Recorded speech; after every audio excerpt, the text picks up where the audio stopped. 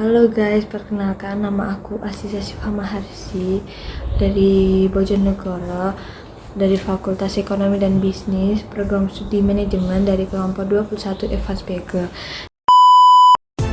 Kabupaten Bojonegoro adalah salah satu kabupaten di Provinsi Jawa Timur, Indonesia, dengan ibu kota Bojonegoro. Kabupaten ini berbatasan langsung dengan 5 kabupaten.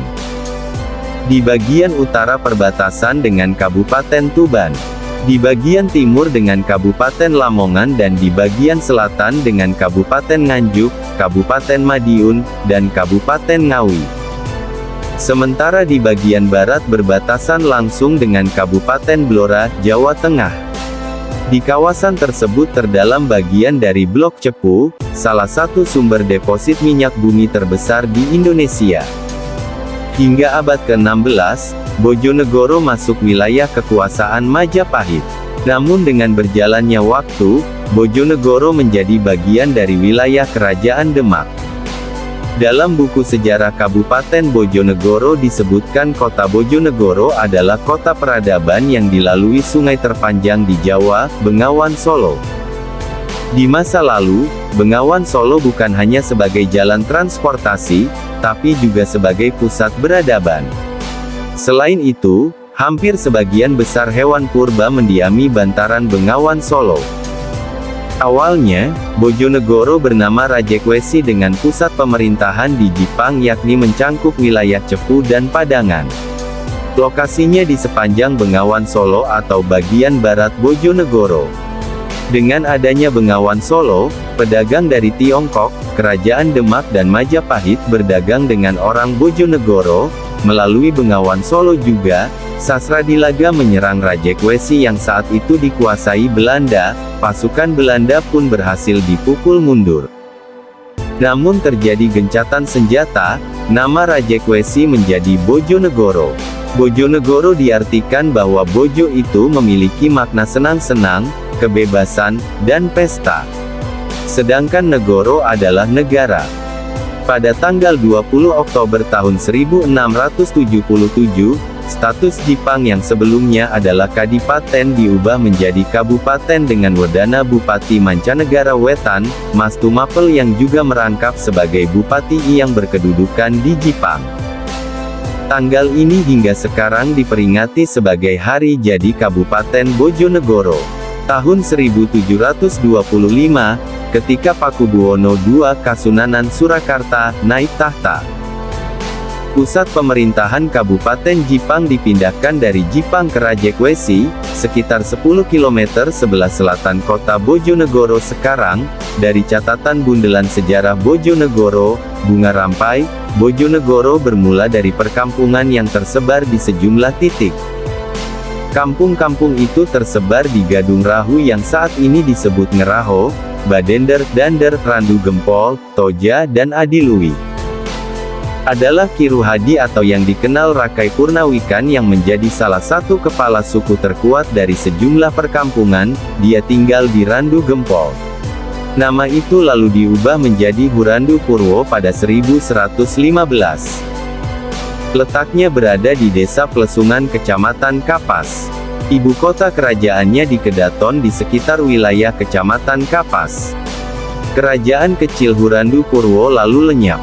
Pada saat kekuasaan Airlangga bertahta di Kahuripan, wilayah kekuasaannya hingga barat. Saat itu berdiri Kabupaten Rajekwesi. Pada masa kerajaan Singasari tahun 1222 sampai tahun 1292, kerajaan Rajekwesi pecah menjadi 3 yakni Rajekwesi Wetan, Bahuwerno, Baureno, dan Getasan Kenur Kanor saat ini. Pada zaman kerajaan Majapahit tahun 1293 sampai tahun 1309. 3 kabupaten itu dilebur menjadi satu dengan nama Kabupaten Kahuripan. Sejumlah candi pada zaman Airlangga dan Majapahit dibangun di Kabupaten Kahuripan.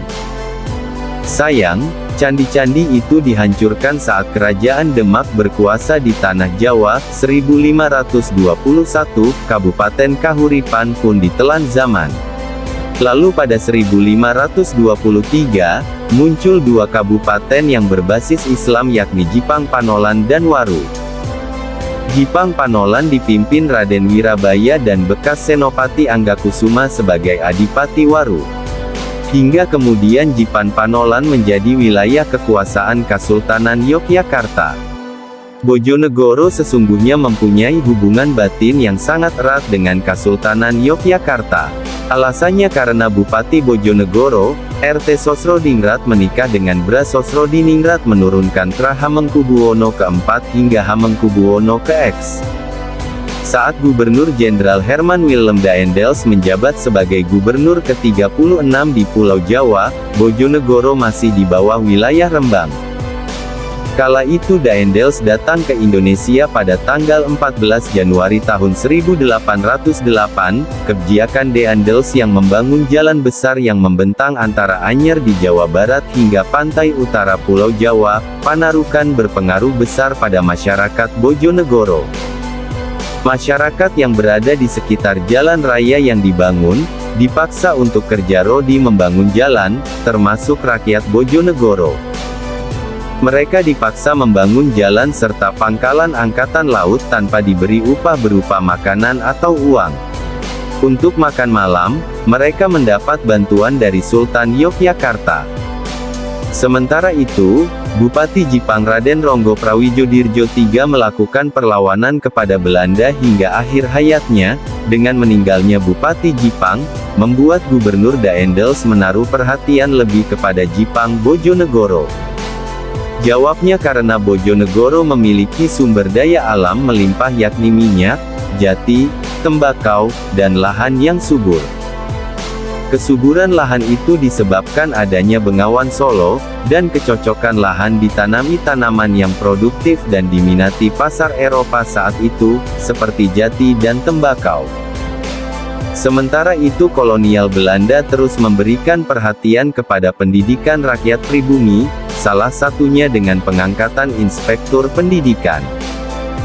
Lalu pada tanggal 1 Agustus tahun 1872 di Kabupaten Bojonegoro mulai didirikan sekolah, Inlandseskolen, direktur sekolah dijabat oleh Raden Djodjodimejo serta pembantunya Abu Nodir dan Mustahal.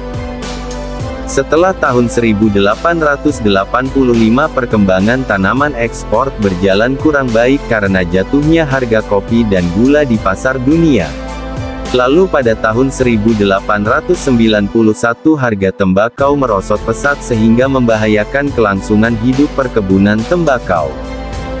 Saat itu Bojonegoro dipimpin oleh Bupati Raden Adipati Aryo Reksokusumo. Di saat bersamaan, pemerintah mulai mengusahakan proyek besar seperti pengeboran minyak tanah. Tahun 1889 ditemukan adanya tambang minyak tanah di kawasan Desa Kawengan, Banyu Urip, Kasiman. Sejak saat itu pula diadakan pengeboran minyak dan hasil pengeboran minyak mentah tersebut dikirim ke Cepu yang kebetulan merupakan pusat pertambangan minyak tanah. Pada tahun 1885, terjadi krisis di perkebunan milik swasta maupun milik pemerintah. Akibatnya pemilik melakukan penghematan besar-besaran untuk menekan upah dan sewa tanah serendah mungkin. Akibatnya masyarakat Jawa khususnya Bojonegoro menanggung beban finansial yang amat berat karena hasil dana ekspor tanaman tidak hanya digunakan pemerintah Hindia Belanda untuk kemakmuran penduduk Jawa, tetapi untuk membiayai pemerintah daerah koloni di luar Jawa. Begitulah sejarah singkat asal-usul Bojonegoro.